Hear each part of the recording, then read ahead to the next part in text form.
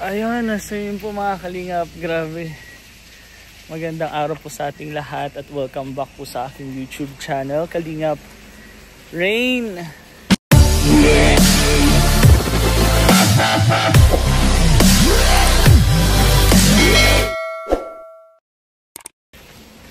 And ngayon po mga kalingap, nandito po tayo sa kahabaan po na madilim na daan. Grabe. Grabe, sobrang dilim po dito and ayun po hindi po tayong inaasahan na pangyayari po. And kami lang pong tatlo po ni Mrs. ni Baby Rai, kaya medyo nakakatakot po. Tingnan nyo naman po ang paligid. Buti na lang po may mga bahay pero dito po halos wala po yan. And ngayon nga po, ano ba pong nangyari? Bakit po kami naka-stuck dito? Grabe. Wait, dapat naka-hazard. Naka-hazard naman po ako. Ito po mga kalingap ang nangyari. Kali, naka-stop over po kami. But ano po, wala naman pong masamang nangyari sa amin nila Mrs. nila Baby Rai. Pero tingnan nyo po, butas na butas. Grabe. Ayun, butas na butas po. Grabe, wala na talaga to. Wasak na wasak. Dahil po sa ano, kaya pala kanina ko pa po pinapakiramdaman po yung takbo. Kaya pala giwang-giwang na po kami. Wala pong masamang nangyari sa amin. Buti na lang, gulong lang po. Tingnan nyo naman po, sobrang dilim po dito. And wala din pong paayusan. Grabe, sobrang dilim. Ngayon po, buti na lang po, meron po akong dalang, syempre may dala po tayong gamit para po dito. Yeah. So skamahan nyo po ako mga kalingap. And first time ko pong magpapalit ng gulong. Ayun po, tanggalin na po natin yung gulong.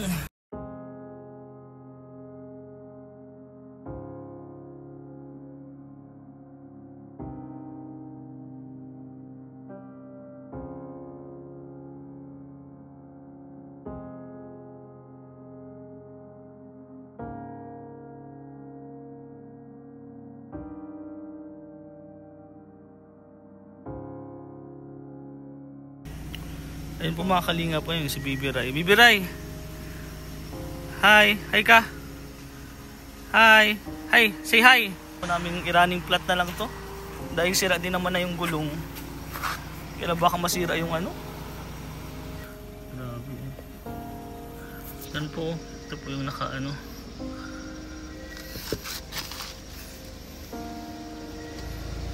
Tanggalin na lang natin. Ayun ako po. Medyo malayo pa po ito sa dait. Ito na po.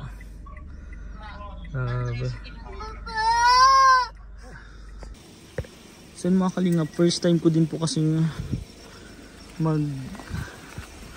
lagay nito. So di ko din po alam. Medyo hindi pa kasi po kompleto ang ano natin gamit. Ayan. Yung isa pa lang yung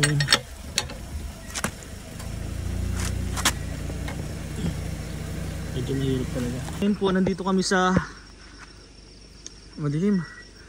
Yun. Pero safe naman po dito. May bahay. Ni-running flat ko na lang po yung sasakyan. Inalis ko muna po yung tornilyo para hindi na din po mawasak masyado. Alam ko kasi motor shop din po kasi ito. So baka po meron din sila matutulong or tatanong po namin. Ay, grabe. Ito na lang tanggalin ko na lang muna po siguro to, yung gulong, and then hintayin po namin si Papa.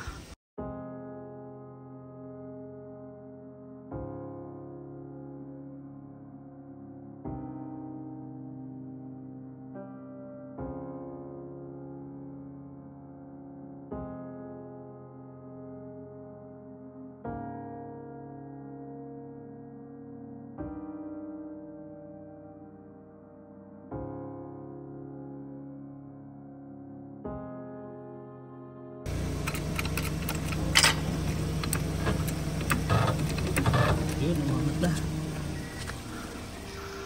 Angat na. Baka kasi mag-puldas bigla. Okay lang. Goods lang, goods lang.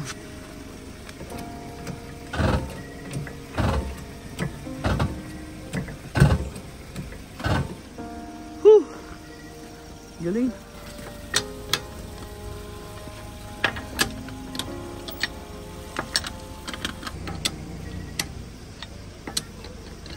Parang totoo lang eh. Diba? Parang marunong po talaga ako. Pero first time ko po itong gawin.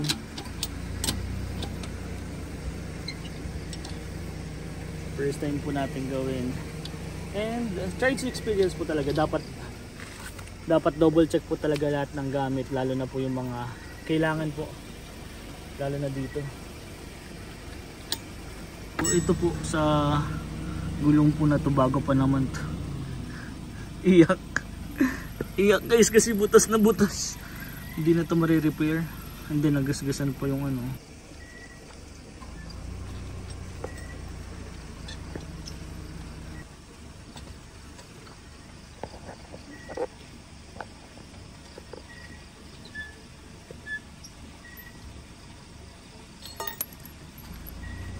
Yan.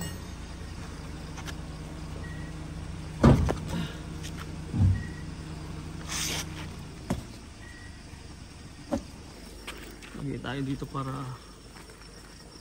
kita po nila na ayan, tanggal ko na din po yung gulong. Buti na lang talaga. And then ito na lang po talaga yung problema ko. Hindi ko kasi matanggal yung reserba. Sa wakas, ayun po. Sa wakas guys,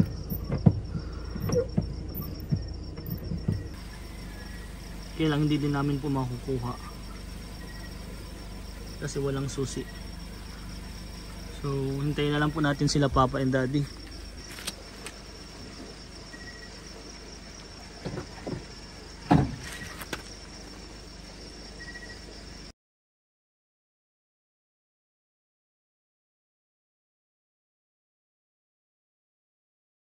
Andito na po yung susi. Ito po yung pinaanan talaga namin.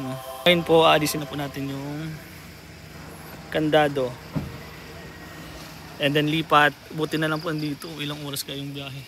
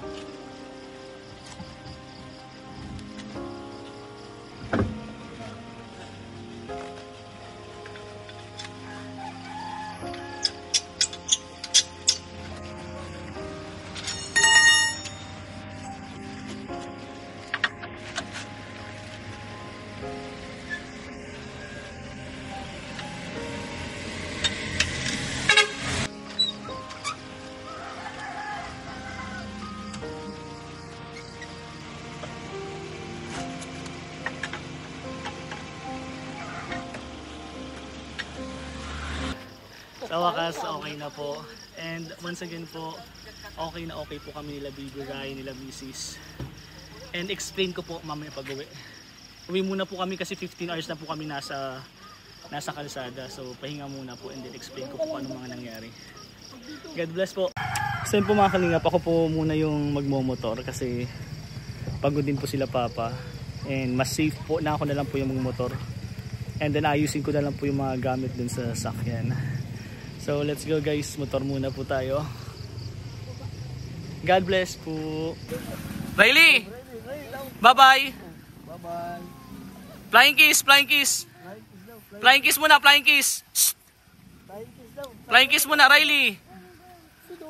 Brum brum! Sige po, ingat po, ingat po!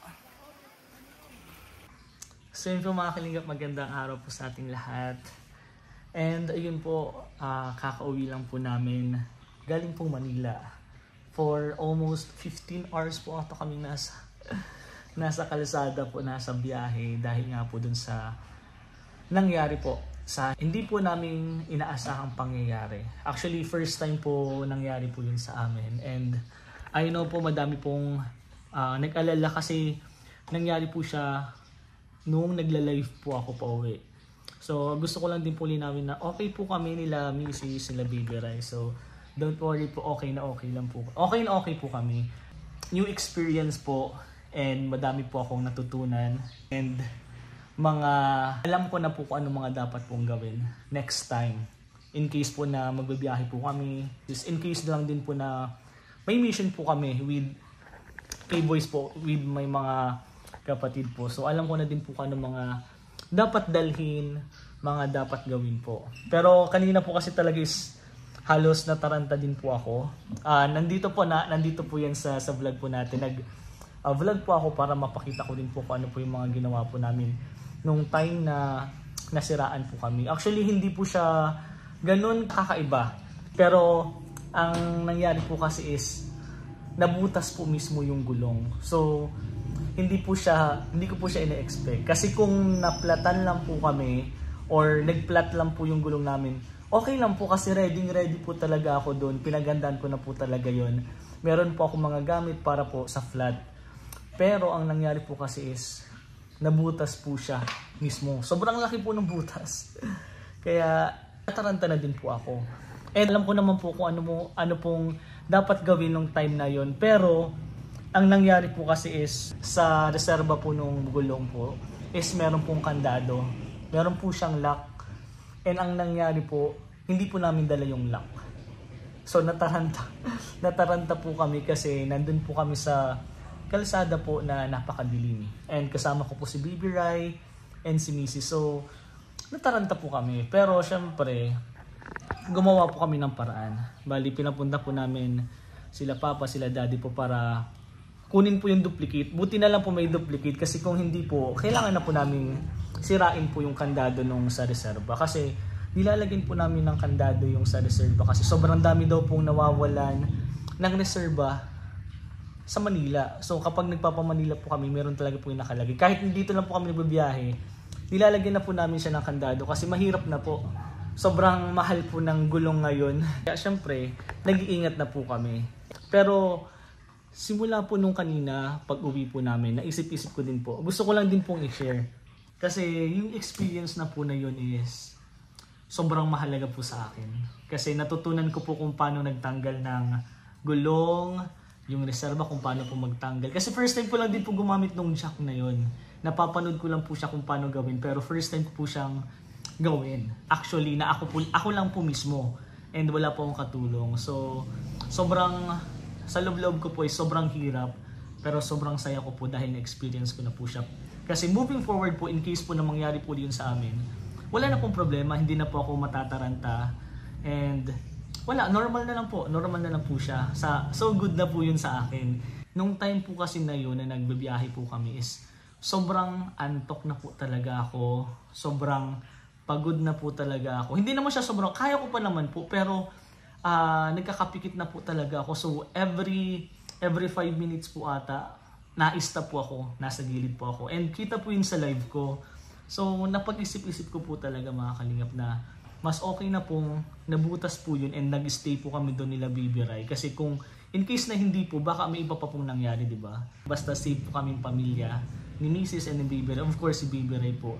Umiyak lang po si Baby Rai kasi nagkagising po siya. Kasi nandun lang po, naka-stop lang po kami doon for 2 to 3 hours po ata.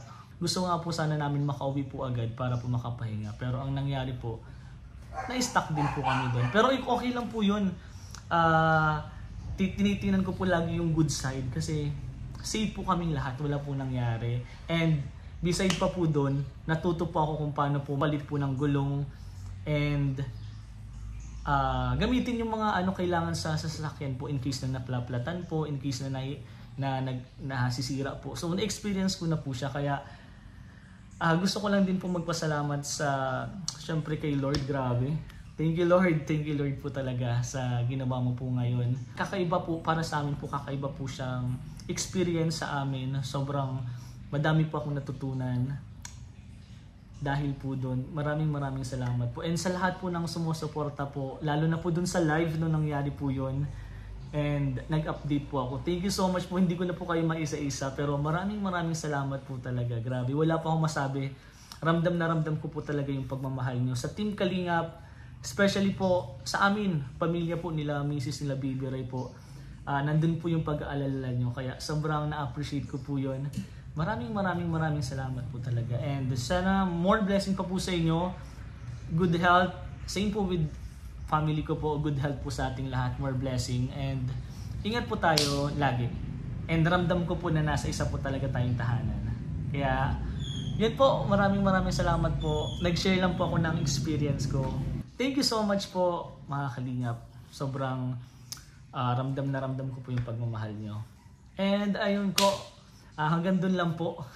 Di ko po alam kung malinaw po ba yung pag-explain ko kasi medyo lutang pa rin po ako. Wala pa rin po akong tulog since kahapon po. Kasi nagbiyahe po kami ng Cubao alas 2 po ng hapon. And hanggang ngayon po, anong oras na po? Alas 7 po at alas 8 ng umaga. Wala pa po akong tulog. So, tinapos ko lang po itong vlog ko na to para ma-share ko po yung experience na yun.